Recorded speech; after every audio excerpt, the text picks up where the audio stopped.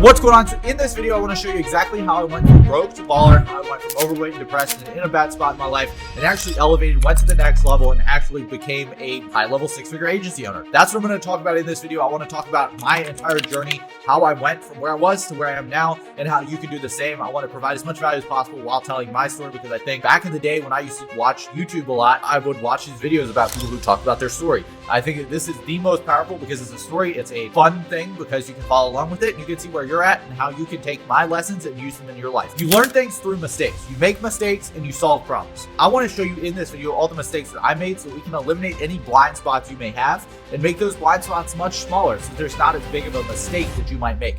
You can learn your mistakes, but they don't have to be your mistakes. They can also be my mistakes, right? So that's what I'm going to walk through in this video. If you're a beginner, you're struggling with your goals, you're struggling to build discipline, you're struggling to make money online, I'm going to show you exactly how I did it and how you can do it as well in this video. All right, so let's go way back. May 31st, 2005, I was born. I've been banging on a keyboard since very soon after I was born. I was 1 year old. I got a photo of me banging on a keyboard. I've always been entrepreneurial. My parents are entrepreneurs. They raised me very, very well, and I'm forever grateful for that. And I'm going to have a lot of people on here that are like, oh, your parents made you rich. Your parents made you rich. Okay. If you had this situation, why would you not take the opportunity? You'd be dumb not to take the opportunity. And so that's what I did. I took the opportunity. So I went from junior kindergarten all the way to middle school at a very, very small elementary school. Had about 20 people in my graduating class. I think it was like 18 actually. In 8th grade, in April of 2019, I decided I was going to go out there and start my first real business as a video marketing agency. And really, I was a video editor at the time. I was editing videos for about $25 a video for a long form YouTube video for my mother. This is the first client that I had, was my mom. I helped her out in the video side. I helped her with social media and I helped her with the whole management side of everything. Listen, I started editing videos. I published my first video 10 years ago. I was 8 years old when I published my first video to YouTube. It was unedited. It was actually 2 parts because I didn't know how to chop 2 videos together. I was just as knowledgeable as most people are.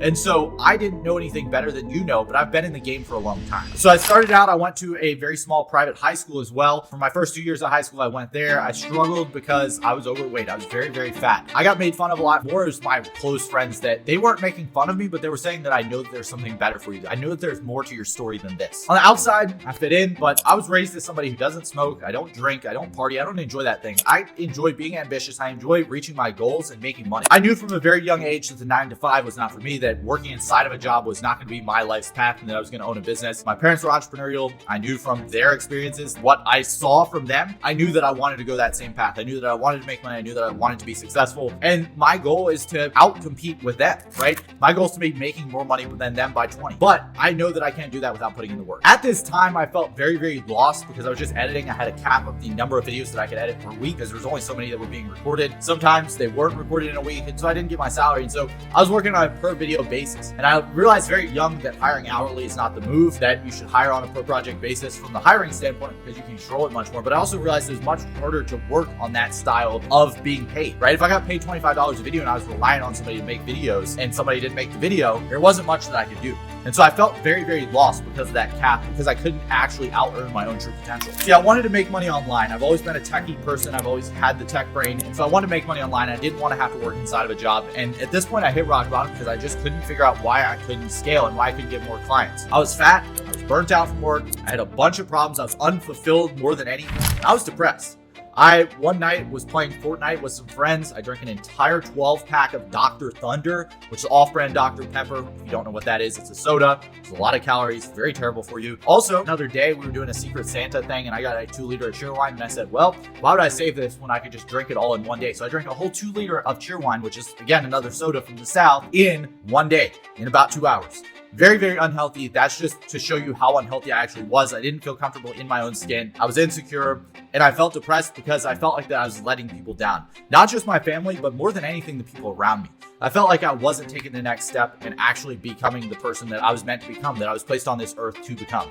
And so what I did was I realized that I had a chip on my shoulder, right? Write this down, chip on my shoulder. I had a chip on my shoulder from all the people that doubted me, from all the people that said that I wouldn't make it, from all the people that said, hey, you're just gonna be fat. I had a chip on my shoulder from all those people, and I had a chip on my own shoulder because my bitch voice in my head was telling me that same exact thing. At the time, I denied what my friends said. One day they had an intervention kind of thing with me. I was playing Fortnite and they're like, bro, you shouldn't be drinking 12 Dr. Thunders in a day. It's not good for you. You're gonna die soon. I don't want to see you die. It was one of the greatest things that ever happened to me. That night, I denied it. I was like, well, there's nothing wrong with being fat. And I had friends that pressured me. They were what society would call fat phobic towards me, but it's not fat phobic if you're positively peer pressuring someone to make a decision that is better for them. At this point, I was so fat that people called me Dozer, and that's how I named my business, right? I was called Dozer, and the dog is for the dogged mindset, right? I had the dogged mindset. I was ambitious, but I was an underdog. I was not the guy that everyone expected to come up and have this big fitness journey, but I did.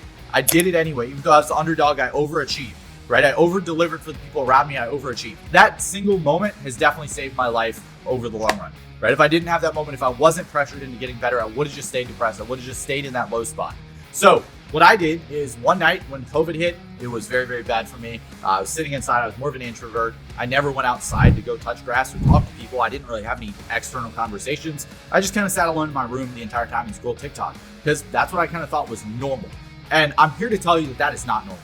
Sitting in your bedroom and scrolling TikTok is not what we've evolved to become. Our early ancestors did not die being eaten by dinosaurs for you to sit here and scroll TikTok like a dork, right? I realized that at one point. One night I was scrolling TikTok, I came across a video from Riley Jade Fitness. She was talking about 75 Hard. She was talking about why 75 Hard program is the program. And that was kind of one of the things that skyrocketed my journey, right? 75 Hard is a 75-day long program. It's not a challenge, it's a program. Basically, the rules are you have to stick to a diet. So you got to pick a diet and you got to stick to it. It can be any diet that you have. You got to take a progress photo every single day. You have to have 2 45-minute workouts every day, and one of them has to be outside. So they can both be outside. They can just have one of them outside. They can all be outside, whatever. But one of them has to be outside, whether it's raining or shining. I've done it plenty of times in tornadoes, thunderstorms, bad weather conditions. When the tornado sirens start going off, but you're doing 75 hard. Doesn't matter. It still has to get it done, right? I read 10 pages every single day. I drank a gallon of water a day. And the biggest rule is if you fail, you start back from day one. So if you're on day 74 and you fail, you start from day one again. So this was a pretty challenging program. Most people can't get through it, but only the most mentally tough people can. And when you do it, and you gain the discipline. The first day I went for a walk, I felt the squirrels were staring at me and they were piercing my skin like a sharp sword.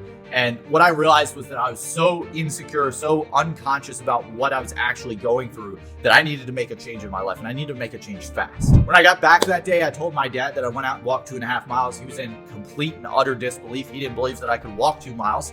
That was how bad it actually was. I was sitting around 235 pounds. It was not a good time. Like I said, I didn't think I would be able to walk the 2.5 miles, but the more days that I did in a row, the easier it got. One thing that I learned here was that discipline comes from momentum. So I started 75 hard. I got my physical health in check. I got my mental health in check, but I was still missing one aspect of financial health and the aspect of spiritual health. So the big problem here was I wasn't actually making much money. So what did I do? Well, I turned 16 and I was able to go get a job. So I went and got a job at a local hoagie shop as a grill master. I flipped burgers. I made hoagies. I did that. I did the actual work in a hoagie shop for a while. So one thing that I learned while working at Lee's was work ethic, right? I realized that 40 hours a week is nothing. I was, doing full-time schooling. I was working 40 hours a week at Lee's, and I still had a lot of time left over. So what I'd do was I'd wake up, I'd go to school, then I'd go to work at Lee's, and I get off at Lee's about 8:30. Then I would go work out, and then I would go work for an hour or two. And so I do this every single day. And this was my routine for a while. I just worked. And what I realized is that 40 hours a week is not that much. You have to have more work ethic than that. I realized that I wanted more. I wanted to achieve more. I wanted to be ambitious, and I wanted to hustle. I'm not gonna lie and say that job was hell. It wasn't. It was a fun job. It was an easy job. The big thing for me was that I just felt like an NPC, right? I'd come into work, I'd flip the burgers, I'd leave, and then I'd come back and do it the next day, right? That's not what I wanted. I wanted to be solving more problems and be more useful inside of an organization. What I realized is that organization, there probably wasn't one for a 16-year-old, but there was my organization. I realized that even after I've tried every other business model, this was the one for me, right? I realized that Doer Dog was the place that I should take my business. So I finally decided to make the jump from working at Lee's full-time over to just working on my business full-time because I realized that I had to buy back my time. So I had 3 things when I made the jump from working in person at Lee's over to working full-time at Doer Dog. I had 1, I was making $6K a month from Doer Dog. 2, I was making $1,400 a month from Lee's, so I'd saved up some money for a few months. And 3, I had 6 months of expenses saved up, meaning that I had enough to live even if this business failed. And what happened was I left Lee's, I took the risk, I made the jump, and I only made the jump when I felt comfortable to it. And that's one thing that I regret is if I had made that jump earlier, I would have been better off. I also had a mini glow down when I was at Lee's. I grew a mullet, looked kind of crazy, and grew my beard out very long. I don't know why I did that, don't ask. But what happened was I thought I was the shit. And I realized that I wasn't, because I lost 50% of my MRR in a single day. I had a crash. It was a big crash, and I tried to systemize content as much as possible. I realized that people don't like systemized stuff. They like personalized stuff, and they like you to serve them. That's one big thing that I learned, is that you can't systemize content. You have to manually go in and personalize things, or else people aren't going to be served at the highest level. So I gave up, and that's the end of the story. Now, obviously, I'm lying. It wasn't the end of my story. I took more risk. Last year alone, me and my business partner combined, we've invested $80,000 in 2023 into education in just 1 year. I was surviving at this time, but I wasn't thriving. But I still had my 6 months of expenses saved up. I was still chilling. We went through a few months with no clients, right? I went through a few months where I didn't get any clients. And then I met my business partner. I invested in a group. My business partner reached out to me. We talked. We decided, hey, let's do this thing together. We both have opposite skill sets, which is what you need when finding a business partner. I do back-end systems, he does front-end marketing. And so that made us a perfect fit, right? If you're both doing the same thing as a business partner, you're not gonna make it very far, because you're both gonna be butting heads all the time. The great thing with us is we are very great workers, separate of each other. We can be independent, and both of our skill sets are complementary. So this time I was still losing tons of money. My money was actually going down. I wasn't profitable at the way that I was operating my business, but I trusted in God that things would work out. It did. And I met my business partner at this time. Now we live together, and I've now been blessed to be able to help tons of people who are struggling with the exact same thing. If you're in a rut, you're not able to get high quality leads, if you're not able to actually scale your business, if you're not able to make money online, you need to understand this one thing. You have to take risks. If you're making over 100K a month, yeah, don't listen to me. Who cares? But if you're making anything under 100K a month, you have to understand that most of the gurus, most of the courses, most of the communities, most of it's bullshit. Most of it is terrible. They teach you one piece of the puzzle, and then you feel like you're the shit because you have that one piece of the puzzle, but you don't actually go take action on it because it's only one piece. And you can't get the full picture. And so that's one thing that I absolutely hate. And like I said, I've invested in every course there is. I've tried every business model there is.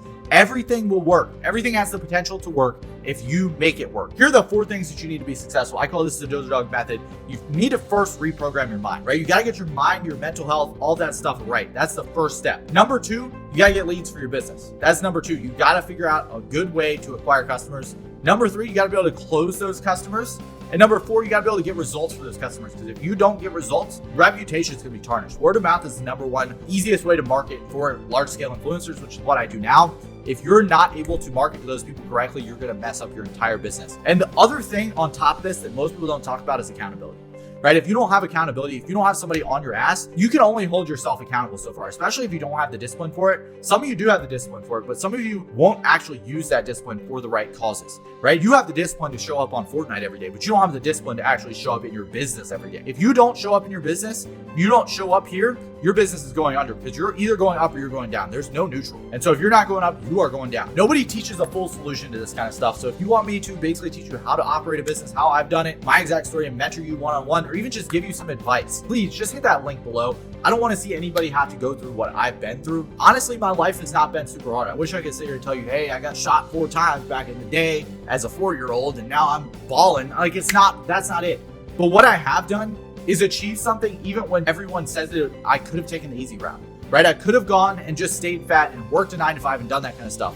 But I knew that wasn't me. And so if you know that it's not you, if you know that you are not the type of person to just sit around and be lazy all day, but you're in that spot right now, please just reach out to me. I want to help you in any way possible. I want to serve you at the highest level. So go ahead and book in a call down below. If you want to hit me up on Instagram, do that too. But anything you need, let me know. I got your back for life. Keep killing it, and I'll see you later. Peace.